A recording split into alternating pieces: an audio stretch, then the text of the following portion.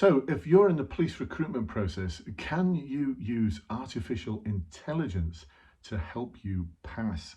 Now, this is a question I've been asking myself over the past few weeks. So what I've decided to do is to actually test GPT, which is an open to all, some resource that you don't even have to pay for. It's artificial intelligence. You can ask it to do things, ask it to write things, ask it to come up with things for you, ideas, answers to questions. You can ask it to do all sorts of incredible things. One of my friends has even asked it to produce coding solutions. I don't even know what coding is, but it sounded really, really complex. And he said it saved him weeks. So can we use artificial intelligence to actually help us succeed in the police recruitment process? And that's what I'm going to cover in this video today. So my name is Brendan from Bluelight, and if you've not seen any of these videos before, I've been helping to support people just like you to succeed in the police recruitment process now for 28 years. I joined the police 38 years ago, and I've been working in the sector ever since, helping people just like you to succeed in the recruitment process and to help people succeed in promotion boards and specialist interviews. Over 15,000 people are now in the police as a result of my support. So, artificial intelligence, can we actually utilize it to help us succeed in the recruitment process? So what I thought I'd do as my first foray into this is to set it some really easy tasks. So I went to ChatGPT, set up an account. It took me minutes to do so. And I asked it the following question. How would you answer a question at a police recruitment interview about a time you have demonstrated decision-making skills? So this is a really, really common question. I was asked this question in my selection process in 1985. I was asked this question in my promotion board to be sergeant, in my promotion board to become an inspector. I've been asked this question on multiple occasions in different specialist interviews that I've succeeded in over my time in the police. So it's a really, really common question. So I thought I'd start with that one and see how it did. Now, there's some things about artificial intelligence which really amaze me, and I'm going to talk to you about those things that amaze me in a moment, but there's also some limitations. And at the end of this video, I'm going to talk about those limitations and how if you don't take into consideration those limitations, you could find yourself actually failing by using artificial intelligence to answer, or to not to answer the questions for you, but to help guide you in the formulation of the answers to the questions that you're going to give. So first of all, let's take a look at what it actually produced, and it produced this within seconds. You know, it's just incredible the speed at which ChatGPT can actually answer a question for you. And by the way, the more detail you give it, the better. That's something I've discovered since. Don't think that I'm overloading it with detail. No, you won't. The more detail, the better. So one of the things I also did was to give it the competency and values framework and tell it to formulate the answers around this. So first of all, it talked about setting the context, briefly describing the situation or scenario where you had to make an important decision, provide enough context to help the interviewer understand the significance and the complexity of the situation. This is exactly the guidance I'd give you. I'd talk about the situation. You've got to set the scene, the first part of the process I utilize, which is a situation, aim, action, result, learning, and then knowledge and understanding, which is the sort of icing on the cake for your answer. Yeah, it's doing exactly that. And it gives an example as well. And then it talks about the specific decision you had to make. Now, this is something I also emphasize in my one-to-one coaching, because what people tend to do in the webinars and the one-to-one coaching is they forget to actually describe what the difficult decision was. They talk about all this stuff that they did, but they don't actually isolate what the difficult decision was. So that's really good advice as well. And then it goes on to talk about the importance and potential consequences of the decision. Now, again, this is something which I think is really good advice, because I talk about the impact. So when you're describing the situation, you should be describing the impact. If you weren't to take action, if you weren't to do anything, what would the impact be? And then it gets into explain the approach. Discuss the approach you took to gather relevant information, evaluate options, and weigh the potential outcomes. Again, this is really, really good.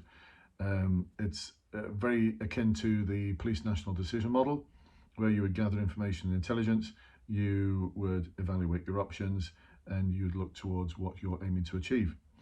So emphasize any analytical or problem-solving techniques you employ to make that informed decision. Now it gives an example.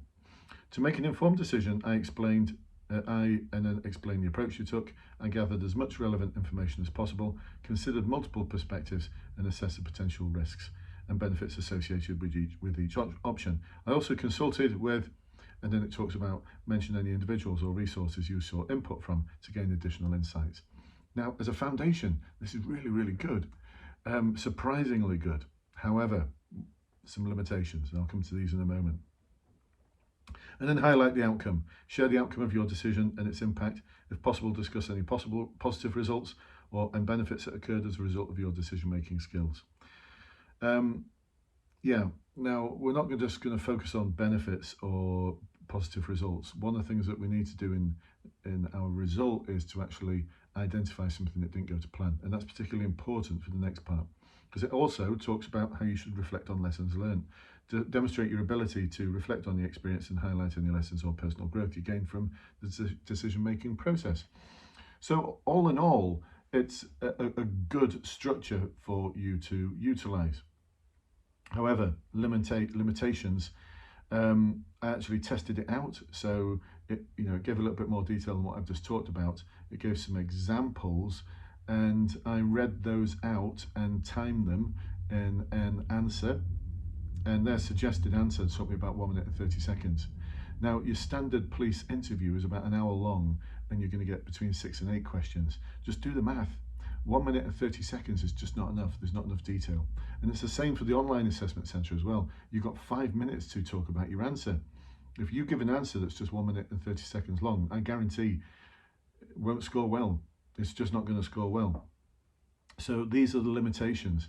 And the biggest limitation is it's giving you the foundation, but it's not actually told you about the how. So it talks about an example. I gathered as much relevant information as possible. How did you do that? And this is the thing we focus on in the webinars and the one-to-ones, because when you describe how you did something, you're describing the behaviors within the values and the competencies that you're going to get assessed against. So that's the important stuff. And don't just think you can just cliche tick box it and buzzword it, because that's not going to work. That's not going to work. So these are the limitations I discovered.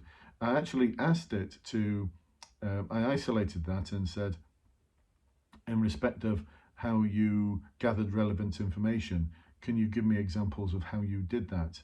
And again, it just turned into what? It didn't actually describe the how you did something. So there's the limitation, I think, with artificial intelligence.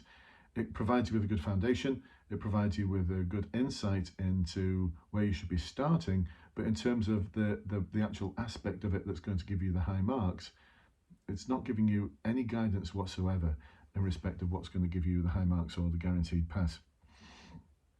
So there's 4 things I talk about that need to be present for an interview answer. One of them is structure. So this gives you a structure. I think it's really good for that. It's giving you a good structure. The second one is detail. And it's just not providing the detail that's needed. It's not providing the how. It's telling you about the what, but it's not providing you with the examples of how. So there's a limitation. The third one I talk about is authenticity.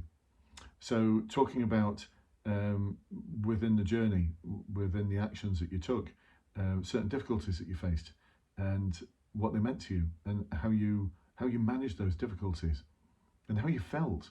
And that's the fourth part, the emotional connect. So if you're talking about something that's difficult and challenging, then it would have had some kind of emotional connect with you. And ChatGPT doesn't do that. I asked it to add some emotions to the answer, and it just couldn't do it. Actually, it did try, but it just wasn't very good. It wasn't very good. So these are the limitations, folks. These are the limitations. I'm quite impressed with it so far. I've done a lot more. I mean, there's pages and pages and pages here, and this is just one file of all of the tests I've given it in respect of not just the police recruitment process, but also the police promotion process.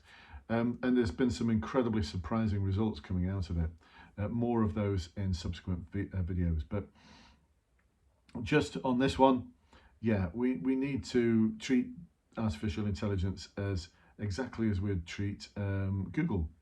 So if you wanted to find advice and guidance on how to answer an interview question on decision making, you would just input that into Google. And that's what ChatGPT is doing here when we use it for this sort of basic function.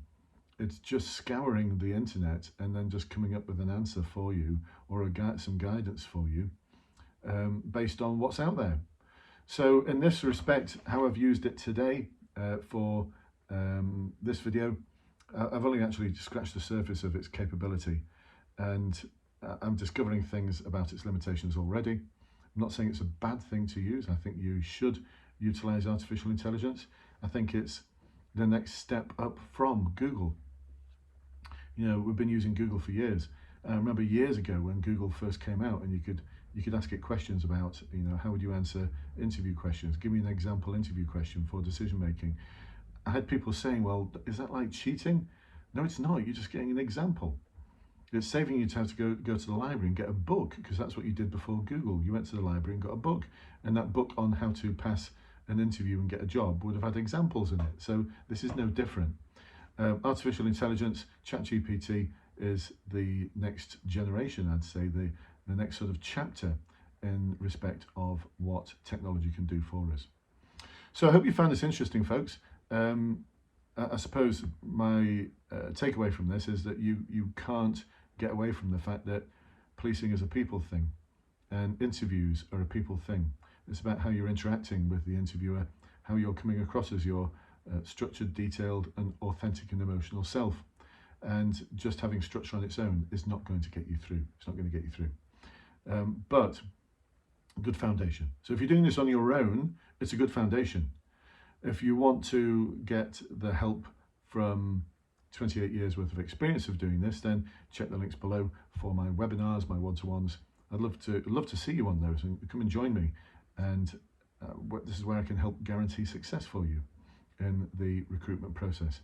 So like 15,000 success stories that have gone before you, you could be 15,300 and something. I really hope that you do succeed in that way, because what we look at is passing everything first time with really high marks. And that's really important. Now things are starting to get a little bit more competitive now the 20,000 uplift is finished. So I hope you found this useful, folks. If you'd like to watch more of these, then please do subscribe and click that little bell thing for notifications. And if you've got any questions or comments about this, any observations, I'd love to hear from you, because this is a really fascinating subject. Artificial intelligence is going to change everything. I'm absolutely convinced of it. It's how we learn to utilize it for our benefit that's the big question. All right, I'll catch up with you soon, folks. Bye-bye for now.